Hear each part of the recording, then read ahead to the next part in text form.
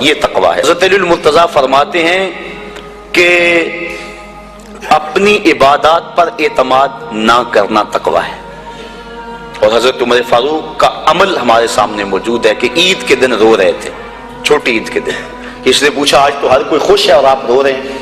کہا مجھے نہیں پتا کہ میرے روزے قبول ہوئے ہیں یا کہ نہیں، اگر قبول ہوئے تو پھر میرے لیے خوشی کی بات، اور اگر قبول نہیں ہوئے تو میرے منہ پہ مارے گئے، اس لیے میں چونکہ قطعاً جانتا نہیں اس لیے رو رہا ہوں کہ پتہ نہیں میں کن لوگوں میں سے ہوں۔ حضرت بایزید بستامی سے کسی بڑھیا نے پوچھا تھا حضرت ایک مسئلہ تو بتاؤ۔ پوچھا کیا؟ کہا میرے گدھے کی دم اچھی ہے یا آپ کی داڑھی اچھی ہے؟ آئے مجھے کوئی یہ مسئلہ پوچھ کے تو دیکھے پھر جائے کہاں۔ بایزید بستامی سے بڑھیا نے پوچھا آپ کی داڑھی اچھی یا میرے گدھے کی دم اچھی؟ ناراض نہیں ہوئے، بگڑے نہیں، آنکھوں سے آنسو ڈھلنے لگے۔ کہا تیرے سوال کا جواب فی الحال میرے پاس نہیں ہے، جب میں مر جاؤں گا تو پھر میرے پاس جواب ہوگا، پھر تو مجھے کیسے مل پائے گی۔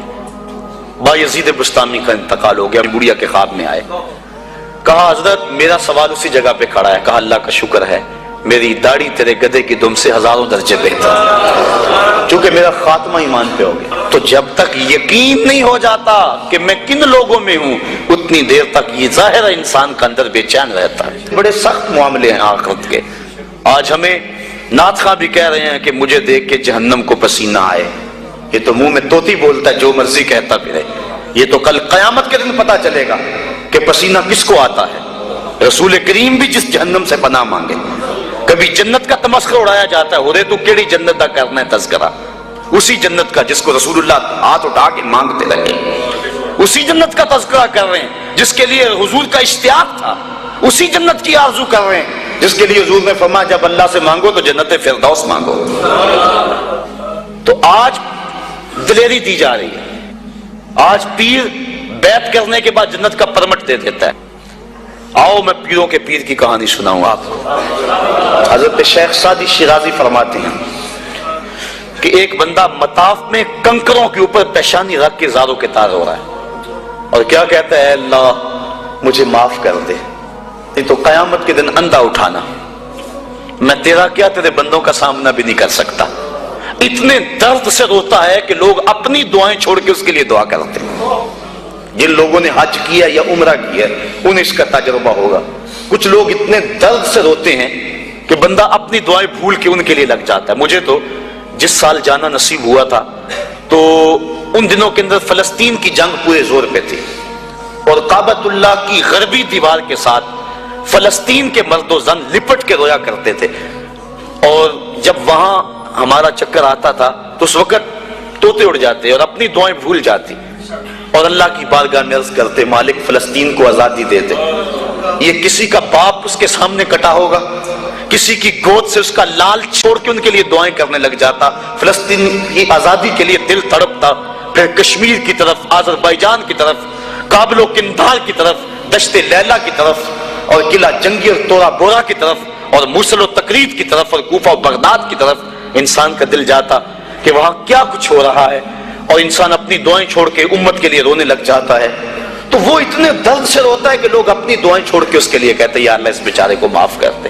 ایک بندہ تو چھوڑ چھاڑ کے کھڑا ہی اس کے سامنے قریب کھڑا ہو گیا اور کہتا ہے مالک اسے معاف کر دے، مالک اسے معاف کر دے۔ کافی دیر کے بعد وہ شخص جو روتا تھا اٹھ کے جانے لگا۔ اس کو تجسس تھا کہ میں دیکھوں تو صحیح یہ کون ہے اور اس کو تسلی بھی دوں کہ اللہ بڑا کریم ہے، تجھے معاف کر دے گا۔ جب اس نے جھک کے جھانک کر دیکھنا چاہا تو چیخیں نکل گئیں، کیوں کہ فائزہ ہوا شیخ عبد القادر جیلانی، یہ زاروں کے تار رونے والا وقت کا غوث شیخ عبد القادر جیلانی۔ حضرت سری سختی رضی اللہ تعالیٰ عنہ نے جنید بغدادی کو بلایا۔ حضرت جنید بغدادی کہ وہ ماموں بھی لگتے ہیں رشتے میں اور پیر بھی لگتے ہیں۔ یہ پیر مرید کی کہانی سنا رہا، آج کا پیر تو گارنٹی دے رہا ہے نا، اللہ اکبر حضور تو حضرت ربیہ کو بھی جنت کی بشارت دیں اور ساتھ کہیں کثرت سجود سے میری مدد کرنا، اور پیر کہتا تجھے پرواہ ہی نہیں ہے۔ آؤ اس پیر مرید کی کہانی سنا رہا ہوں۔ حضرت جنید بغدادی فرماتے ہیں میرے ماموں نے تنہائی میں مجھے بلایا اور مجھے وصیتیں کی۔ جب ایک وصیت کی تو میرے پاؤں تلے سے زمین نکل گئی۔ کہنے لگے بیٹا جب میں مر جاؤں تو میری قبر بغداد سے باہر بنانا۔ میں نے پوچھا حضور کیوں؟ فرمانے لگے میری بدعمالیوں کی وجہ سے کہیں بغداد کی مٹی میری لاش کو قبول کرنے سے انکار نہ کر دے اور میں لوگوں کے سامنے رسوا نہ ہو جاؤں۔ یہ ہیں وہ لوگ تتجافی جنوبہم عن المضاجع، جن کی کروٹیں بستروں سے الگ رہتی ہیں، اللہ کو خوف اور طمع میں پکارتے ہیں، لیکن زندگی کا ایک ایک لمحہ تقوی سے عبارت ہے۔ دنیا میں تکلیفیں سہی۔ حضرت امام جعفر صادق ساری زندگی ٹھنڈا پانی نہیں پیا، فرماتے تھے کیا خبر کہ اس کے حساب میں چکرا جاؤں۔ اور آپ کے مریدین بیٹھے ہوئے ہیں، آپ بھی بیٹھے ہوئے ہیں، لوگ بیٹھے ہیں، کہا یار آج ایک دوسرے سے وعدہ نہ کر لیں۔ کہا کیا؟ کہا ہم میں سے جو بھی جنت میں جائے وہ دوسروں کو ساتھ لے کے جائے۔ غلاموں نے کہا حضور ہم آپ ہے، یہ خشیت ہے اور ٹھنڈے پانی سے بھی گریز کر رہے ہیں۔ تین چیزوں کا حساب نہیں ہوگا قیامت کے دن، ضرورت کے وقت کھانا پینا، اور ستر عورت کے لیے کپڑا لباس، اور ضرورت کا مکان۔ ان تین چیزوں کا حساب نہیں ہوگا۔ اس کے علاوہ جو بھی نعمت اللہ نے دی ہے ثم لتسألن یومئذ عن النعیم، اللہ قرآن میں کہتا ہے ہر نعمت کے بارے میں پوچھا جائے گا۔ تو صاحبو جن لوگوں نے اس بات کا خیال رکھا کہ ہمارے رب نے ہمیں پوچھنا ہے اور ایک ایک بات کا ہم نے جواب دینا ہے، یہ بات درست ہے کہ اللہ اپنے فضل سے معاف کرے گا، لیکن سحری کے وقت اٹھ کے سسکیاں بھرنے والا اور رات شراب خانے میں گزارنے والا کیا قیامت کے دن ایک صف میں کھڑے کر دیے جائیں گے؟ یہ کیسے ہوگا؟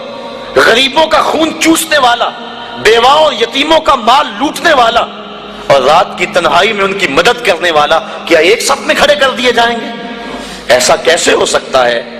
تو صاحبو تقویٰ ہے کہ انسان اپنی زندگی کے ایک ایک قدم کو بچا بچا کے رکھے کہ میں اللہ کی ناراضگی سے بچ جاؤں، اور دنیا کو اس نے مشکلات میں ڈال دیا۔ آج کہتے ہیں دین پہ عمل کرنا بڑا مشکل ہے۔ جو بندہ دین پہ عمل کرنا چاہتا ہے اللہ قرآن میں سورۃ الاعلیٰ میں فرماتا ہے مشکل نہیں، ہم اس کے لیے آسان بنا دیتے ہیں۔ چلو لوگوں کے لیے مشکل ہی صحیح، لیکن اس نے مشکل میں یہ زندگی کاٹ لی۔